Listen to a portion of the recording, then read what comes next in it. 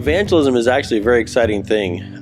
We've had the opportunity in the last 3 years to do Reach Washington, and the excitement for evangelism has really grown and to a swell here.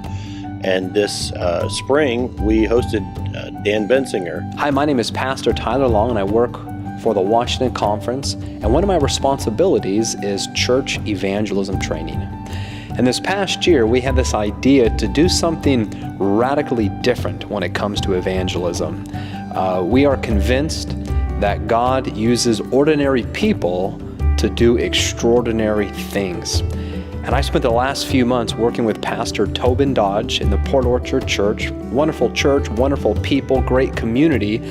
And we felt that we could impact this community in a powerful way leading up to Dan Bensinger's evangelistic seminar. Before Dan showed up, though, we had Pastor Tyler Long come in and do a evangelism training class and get some of our members that have already been excited in evangelism, but training them kind of on how to go to the next mile.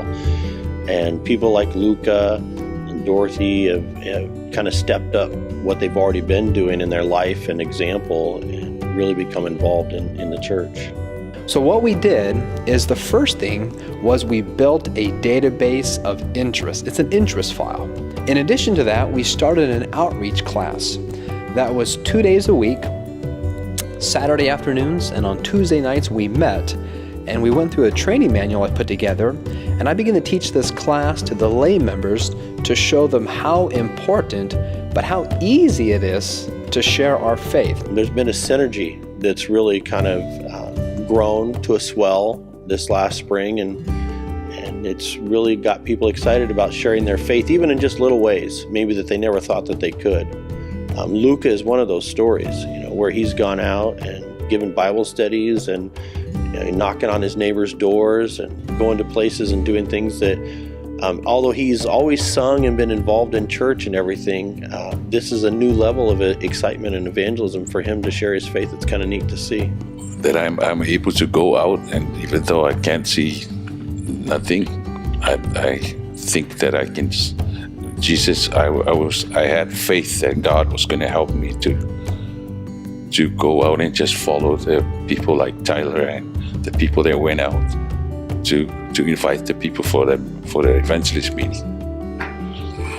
I visit all my neighbors, all the houses that is close to where I live, and then when I go to my doctor's appointment, I kind of like invite the people there and leave the magazines where they have the magazines on the table, and I go to dialysis. I give the invitation to all the technicians that we have there at the place that I go to, and all the people that come in and out for dialysis. Now, sharing your faith is never easy. The Bible tells us in 2 Timothy 1:7 that God has not given us the spirit of fear. And so, based upon that Bible text and a little bit of courage we had, we began to go out and visit people in the community. But we also talked about friendship evangelism. We talked about how to share your faith in the marketplace, how to witness to family and friends. But witnessing is really how God wants us as Christians to live, to carry ourselves, to conduct ourselves. So wherever we go, we're looking, who can I witness to? Who can I share my faith with? I'm frustrated every day. And before, I used to go up in the front and do song service and do a lot of other stuff to help out in the church.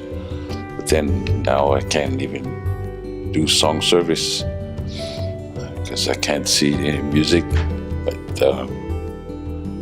I still have the chance to go up and do a prayer for the main service, or announce an offering, or any of those little things I can do.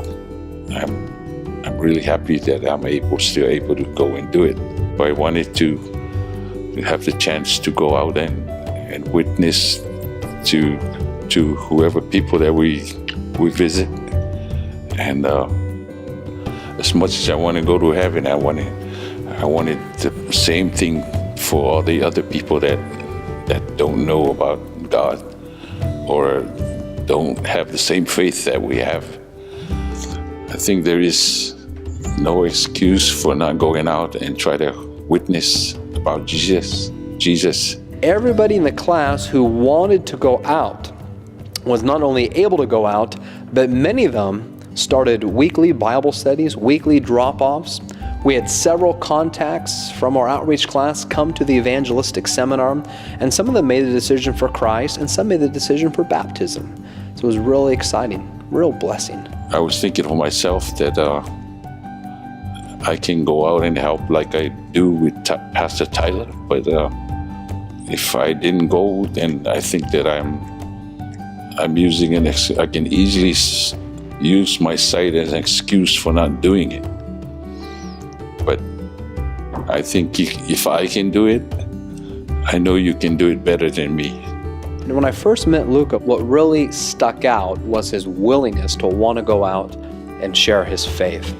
Now, I'll be honest with you, I've taken out hundreds of church members with me door to door and giving Bible studies, but Luka was the very first blind individual I ever took with me on outreach. But we had a great time in outreach. We had a chance to pray together and visit together, and he shared his testimony. One thing I noticed working with Luka is the response.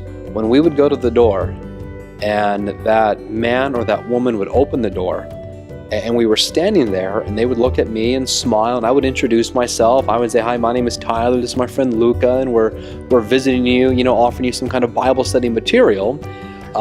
They would notice that Luka had a cane, which was a signal that he had some kind of challenge with his vision.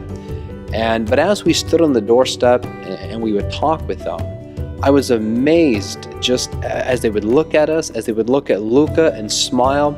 It was as if something was clicking in their heart, that if this young man and if this other young man, Luka, came to my home and Luka's blind, that he would give time out of his day, which would seem like an inconvenience to many, but if he would come to my home offering Bible studies, maybe I should listen to what these people have to say.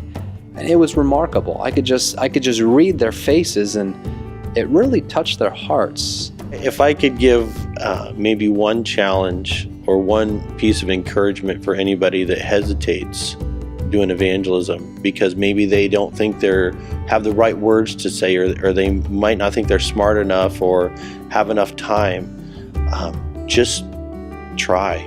Do anything. Go out there and make yourself available, and I promise you, God will bring people to you and give you opportunities to share your faith.